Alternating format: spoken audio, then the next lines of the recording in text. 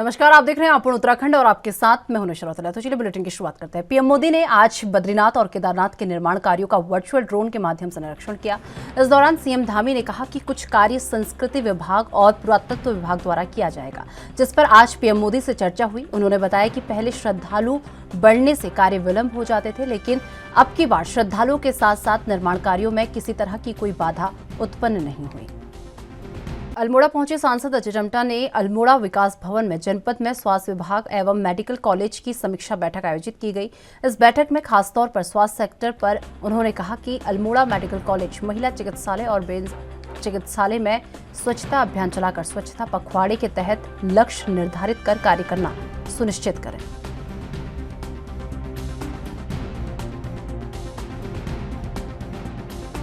Medical college और Almora base hospital और महिला हॉस्पिटल, इन तीनों के लिए मैंने बोला है कि जो स्वच्छता अभियान भारत सरकार के माध्यम से चल रहा है उसके लिए एक अच्छी प्लानिंग करिए, और जो कचरा हॉस्पिटल से निकलता है उसको कैसे हम डिस्ट्रॉय करने के लिए एक प्लानिंग करिए। जो अभी तक कर रहे हैं ये लोग, उससे बड़ी अब प्लानिंग करनी पड़ेगी, क्योंकि मेडिकल कॉलेज बनने के बाद हमारे पास ज़्यादा वेस्ट आएगा और उससे कोई समस्या उत्पन्न ना हो, और स्वच्छता पखवाड़े के माध्यम से हम इसको भी एक लक्ष्य को निर्धारित करें।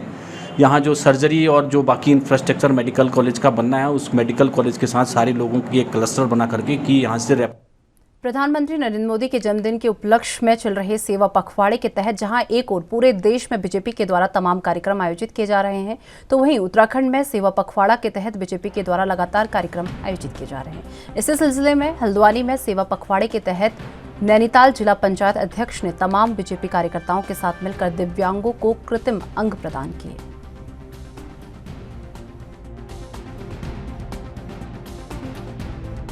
जी, जैसे 17 सितंबर से 2 अक्टूबर तक माननीय प्रधानमंत्री जी के जन्म दिवस के उपलक्ष्य में सेवा पखवाड़ा कार्यक्रम किया जा रहा है, जो हर दिन का है, जैसे स्वच्छता अभियान। और आज यहाँ पर लक्ष्मी बैंक्वेट हॉल में इस जिले द्वारा यहाँ पर दिव्यांगों को कृत्रिम अंग दिए जा रहे हैं, ज़रूरतमंदों को। तो यहाँ पर अभी जो लाभार्थी हैं वो आ रहे हैं यहाँ पर, उसमें कृत्रिम अंगों में जैसे व्हील चेयर है, कान की मशीन है, छड़ी है, उनके ज़रूरत के हिसाब से उनको यहाँ पर सामान दिया जा रहा है। हल्द्वानी में देखिए 17 सितंबर से लगातार कार्यक्रम चल रहे हैं, जैसे स्वास्थ्य शिविर लगाया गया और स्वच्छता अभियान चलाया गया, और आज यहाँ पर दिव्यांगों को कृत्रिम अंग दिए। प्रधानमंत्री नरेंद्र मोदी जी के 17 सितंबर को जन्मदिन के अवसर पर भारतीय जनता पार्टी पूरे देश में 17 सितंबर से लेकर 2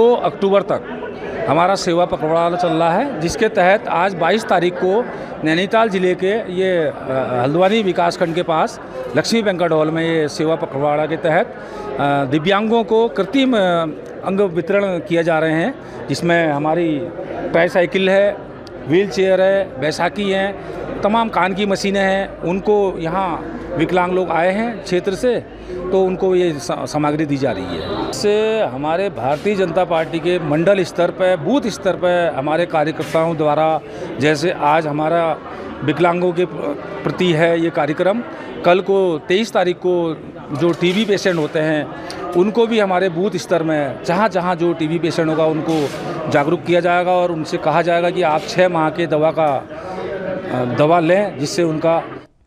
उत्तराखंड के रुड़की में all India motor transport Congress के द्वारा प्रेस कॉन्फ्रेंस का आयोजन किया गया। आपको बता दें कि प्रेस कॉन्फ्रेंस में प्रदेश महासचिव आदेश सैनी ने कहा कि भगवानपुर धनौरी मार्ग पर 24 घंटे नो एंट्री का बोर्ड लगाकर भारी वाहनों का आवागमन बंद कर दिया गया है। उन्होंने आगे कहा कि ट्रकों में कच्चा और जरूरी माल होता है, जो समय पर पहुंचना बहुत जरूरी होता है, लेकिन ट्रकों को केवल भगवानपुर और बहादराबाद के टोल प्लाजो वालों की मिलीभगत से इस रास्ते को बंद कर दिया गया है। वहीं all India motor transport Congress के state vice president AP Uniyal ने आरोप लगाते हुए कहा कि भगवानपुर से बहादराबाद सिडकुल रोड पर पैसे देकर ट्रकों की एंट्री हो रही है और पैसे न देने वालों को इस रास्ते से गुजरने नहीं दिया जा रहा। उन्होंने टोल प्लाजा पर मनमानी का आरोप भी लगाया है।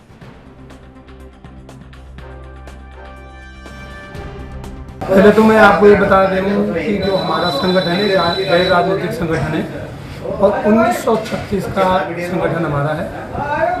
पूरे देश के जितने भी ट्रांसपोर्ट के सेगमेंट है चाहे टैक्सी हो, मैक्सी हो, ट्रक हो, ट्रेलर हो, बस हो, सबके लिए हमारी मदर बॉडी है all India motor transport Congress. मैं यहाँ उत्तराखंड का प्रदेश उपाध्यक्ष हूँ। वर्तमान में जो यहाँ भगवानपुर की समस्या आई है NH 68 जो कि धनौरी जगह है, धनौरी पे जो टोल टैक्स लगा है, तो वहाँ से जो पहले से गाड़ियाँ हमारी आती थी जो रुड़की के लिए अंदर आती थी, वहाँ पर सरकार के जो अभी यातायात के जो अधिकारी हैं उनकी मिली भगत से NHAI के साथ मिलकर नो एंट्री का प्राविधान कर दिया गया है। अगर कोई रुड़की गाड़ी आती है तो उस गाड़ी को वैसे हमें 26 किलोमीटर पड़ता है रुड़की और 57-58 किलोमीटर घूम के आना पड़ता है। एक तो हम यहाँ डबल सफ़र कर रहे हैं, डीजल ईंधन एक्स्ट्रा हम खर्च कर रहे हैं और साथ में हमें टोल भी देना पड़ रहा है। तो ये गलत है। कहीं भी ऐसा नहीं है कि जो अगर टोल लगा है, टोल रोड बने हैं तो पुराने रोड कहीं भी बंद नहीं हुए पूरे की है। क्या कारण? ये हमारा भगवानपुर से जो हैदराबाद सिटी पुल के लिए 68 नंबर स्टेट हाईवे है, वो सरकार ने या किसी अधिकारियों ने किस मिली भगत से बंद किया है वो हमारी समझ में नहीं आ रहा। हमारे भार वाहनों को वहाँ पर सिटी पुल भगवानपुर से सिटी पुल हरिद्वार के लिए बिल्कुल नो एंट्री कर दिया और 24 घंटे की नो एंट्री की कार एक फ्लैक्सी लगा दी। वो फ्लैक्सी लगाने के बाद में हमारे भार वाहनों को नहीं जाने दिया जा रहा, जिसके संबंध में हम लगभग 3 महीने से SDM महोदय से लेकर और हम माननीय मुख्यमंत्री जी तक चले गए, लेकिन कोई कहीं सुनवाई नहीं हो रही है। हमारे भार वाहनों को बड़ी दिक्कत आ रही है। अब वे अधिकारी जो वहाँ बोलते हैं तो कहते हैं कि मंगलौर से घूम कर जाओ। आप मंगलौर से अगर घूम कर सिटी पुल जाते हैं हैदराबाद तो हमारा डबल तो सफ़र पड़ रहा है और डबल ही हमारा टोल लग रहा है। और टोल वालों की मेरी भगत सही NHAI के अधिकारियों ने, PWD के अधिकारियों ने ये घिनौनी हरकत करी है। क्या लाभ है उनको इससे? उसमें पैसे की आमदनी हो रही है, उन्होंने टोल से पैसा बांध लिया, टोल की आमदनी बढ़ गई। हमारी जो 500-600 गाड़ी निकल रही है जो सिटी पुल के लिए डेली अप डाउन करती है, वो 700 रुपये गाड़ी में टोल बैठ रहा है। अब आप ये लगाओ 700 रुपये टोल के हिसाब से 500 गाड़ी का लगा लो मिनिमम, कितना टोल बैठ रहा है लगभग। भगवानपुर बाईपास वाली बात है ना? हाँ जी, भगवानपुर NHAI 344। तो अब क्या कंडीशन है वहाँ? कंडीशन तो उत्तराखंड के खेल प्रेमियों के लिए एक अच्छी खबर है। आपको बता दें कि क्रिकेट के सितारे देहरादून के राजीव गांधी स्टेडियम में हाथ आजमा रहे हैं। दरअसल राजधानी देहरादून के राजीव गांधी स्टेडियम में क्रिकेट मैच शुरू हो रहे हैं, जिसको देखते हुए सुरक्षा की दृष्टि से रूट डाइवर्ट किया गया है। वहीं यातायात SP अक्षय कोंडे ने जानकारी देते हुए बताया कि दून पुलिस ने यातायात को लेकर पूरी तैयारी कर ली है।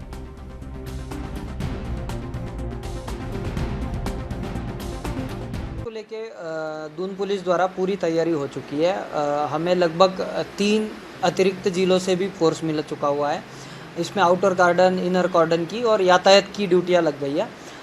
पुलिस द्वारा इसको सोशल मीडिया के जरिए, प्रिंट मीडिया के जरिए और आपके ज़रिए भी सबको सूचित कर दिया जा रहा है। यहाँ लगभग 7:30 बजे से रात को 12-1 बजे तक हर रोज़ संडे तक मैचेस रहेंगे। संडे का मैच दोपहर से शुरू होगा और अधिक संख्या में भीड़ भी वहाँ होगी, VIP भी रहेंगे। तो आप सबसे अनुरोध है, जो भी रूल्स बनाए, इसमें कुछ पार्किंग व्यवस्थाएं बनाई गई है स्टेडियम के आसपास में, दोपहिया के लिए किया है और जो 4 व्हीलर्स के लिए पार्किंग है वो स्टेडियम से थोड़ी दूरी पे है। तो आप सबसे निवेदन है कि आप शेयरिंग कैब से आए और ज़्यादा से ज़्यादा लोग दोपहिए पे आए ताकि आप नज़दीक जा सके।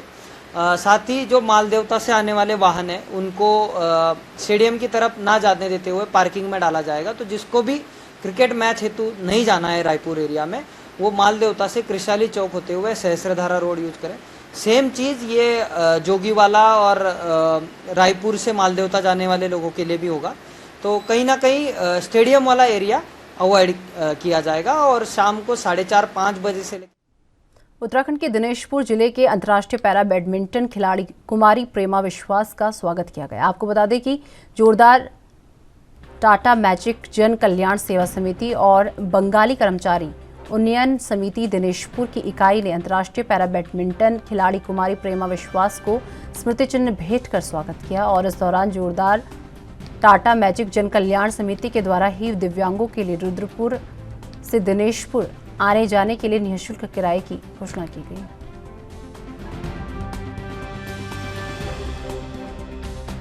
हमारे क्षेत्र में से एक अपाहिज लेडीज ये बैडमिंटन खेल में पूरे देश का नाम रोशन किया, हमारे भारत का।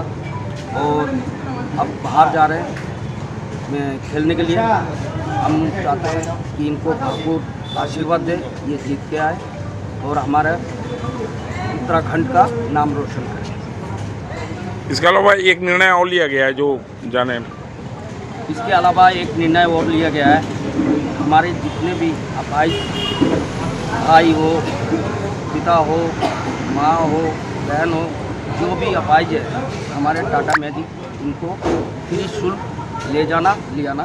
ये बहुत ही अच्छी पहल है। सबसे में पहल ये अच्छी है कि एक खिलाड़ी वो खेलने जा रही है, लेकिन इससे पूर्व क्या होता था, खिलाड़ी मेडल लेने के बाद ही उसका स्वागत होता है।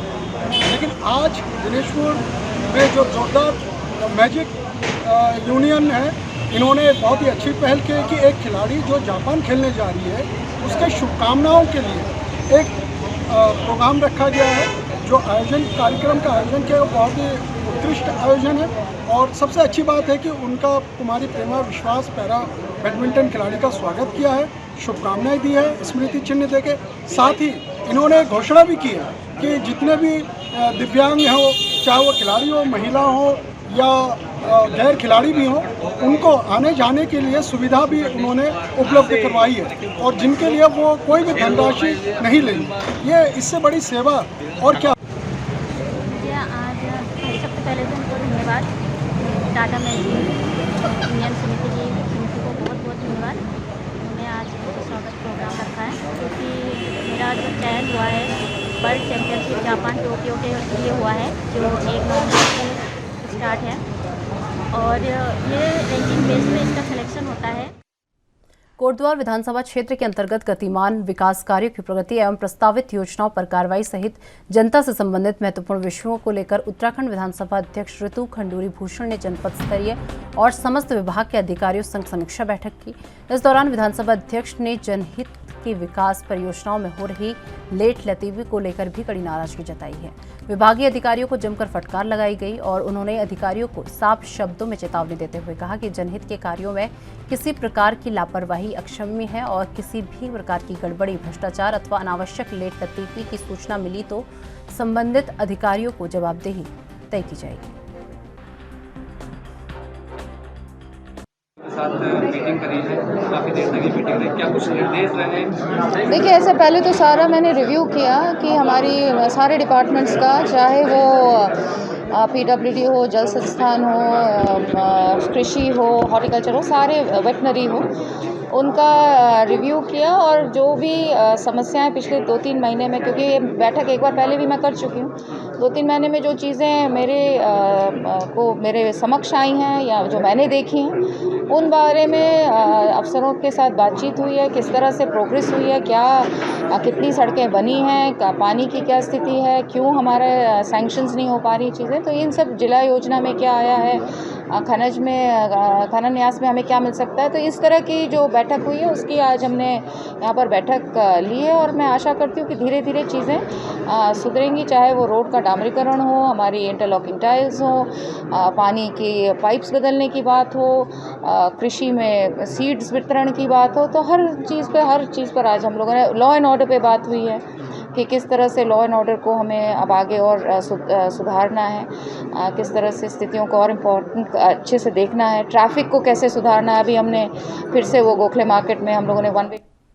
उत्तराखंड के देहरादून में प्रदेश भर में स्कूलों के जर्जर हो चुके भवनों को लेकर अब शिक्षा विभाग मिशन मोड नजर पर आ रहा है। आपको बता दें कि शिक्षा विभाग के महानिदेशक बंशीधर तिवारी ने कहा कि चंपावत की घटना के बाद विभाग में सभी निर्देशकों को निर्देश जारी कर दिए गए हैं कि वो जल्द से जल्द जर्जर भवनों की सूची उपलब्ध कराएं।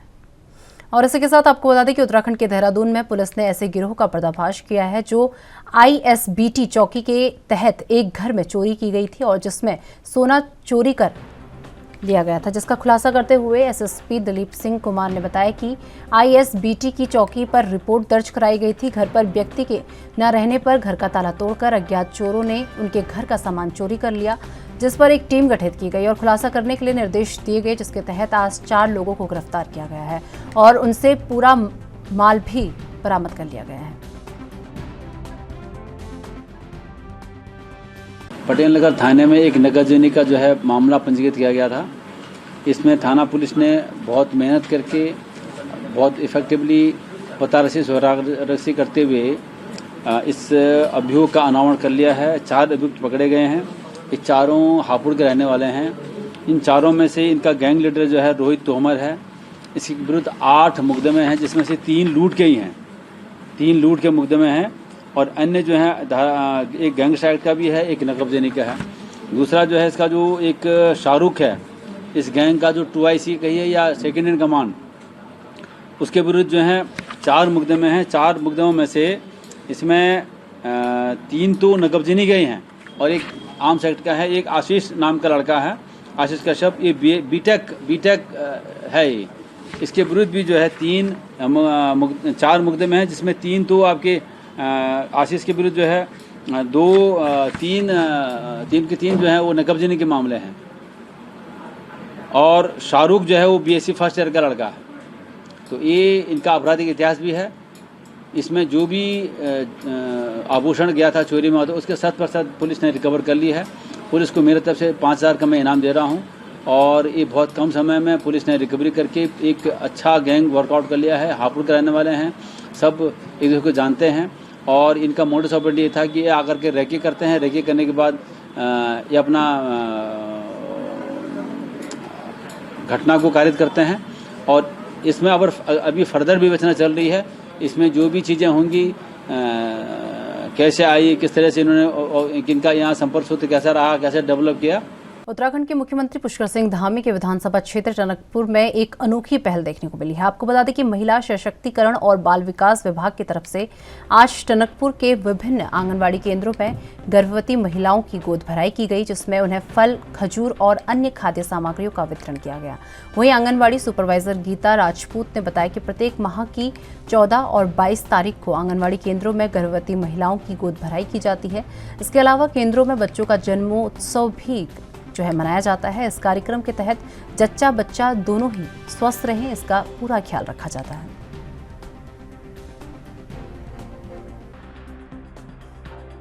मैं बाल विकास संभाग से इस टनकपुर क्षेत्र की सुपरवाइजर हूँ।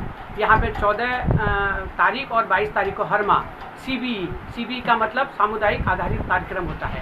इसमें अन्नप्राशन, गोद भराई, बच्चों का जन्मोत्सव, ये सब कुछ कार्यक्रम होते हैं। आज वार्ड नंबर 9 में इधर ये जबकि सामूहिक कार्यक्रम होना था, लेकिन इसमें 2 ही वर्कर हमारी शामिल हो पाई हैं और यहाँ पे ये चित्रा कश्यप वार्ड नंबर 2 की कार्यकर्ती के द्वारा 2 महिलाओं की गोद भराई की गई।